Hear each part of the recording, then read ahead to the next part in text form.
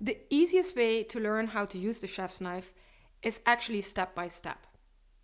And the first thing is where to hold the knife. You actually hold the knife on the blade. So you make a V and you put your index finger on one side and your thumb on the other. The rest of your fingers loosely grip the handle. This is called the pinch grip because I'm actually pinching the blade. The pinch grip will give you the best control over the knife and it won't feel as big. Now you know how to hold the knife, it's actually important that you place it on the board correctly. And you actually place it in a 45-degree angle from your body.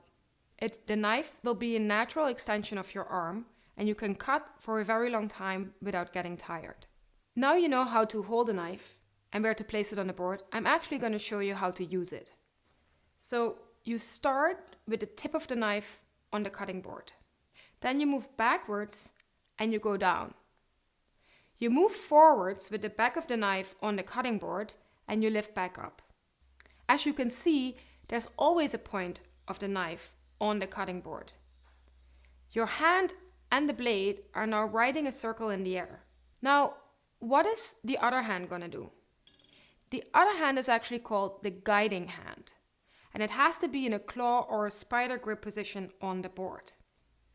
Eventually, the blade is actually going to touch the most exposed knuckle. This can be your index finger or your middle finger. It's called the guiding hand because it's actually going to guide the blade and it's going to decide how big the pieces will be. If it moves back fast, the pieces will become big. If it moves back slow, the pieces will become small. We're going to cut some produce. So see how I'm putting my hand over the knife? That's so I won't cut myself. Now I'm putting the celery in the right position on the board so the knife can actually be in a 45-degree angle. I'm starting on the tip and then I'm moving backwards, and while coming down and forwards, I'm actually starting the circular motion. There's a few things that are important. The first one is that you want to actually go all the way down on each motion. So you really want to make sure that you finish the motion so each piece gets cut cleanly. You want to always cut with the back of the knife. You only use the front of the knife when you're cutting something really big. Don't put your finger on the blade. And then the last thing that makes it safe is to keep the knife straight. You might think or feel that it's safer to actually see the edge, but in reality it's much safer to hold the knife straight.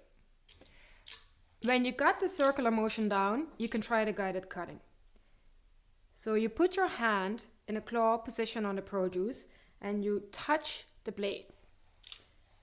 The hand moves back and the blade keeps following the knuckles. It's really important to make sure that everything is behind that knuckle that is actually touching the blade. Another knife that can be used for the same purposes as the chef's knife is the sentoko. Sentoko is a Japanese chef's knife. It has a much straighter edge than the chef's knife. A lot of things are the same. You use it in a 45-degree angle on the board and you hold it in the pinch grip. The guiding hand also has the exact same function. What's different is the motion. Because the edge is straight, you actually drop it to the board and slightly forwards like this. When you have the motion down, you can use the guided cutting again. Make sure nothing is exposed beyond the knuckle that's touching the blade. And go slow. With the sentoko you can be extremely fast, but you want to practice first. Now you know how to use the most important knives. You really want to use the chef's knife or the sentoko 90% of the time. This will make any cutting job much easier and faster. Which of the knives you use, that's personal preference. And a lot of people like to have both on hand.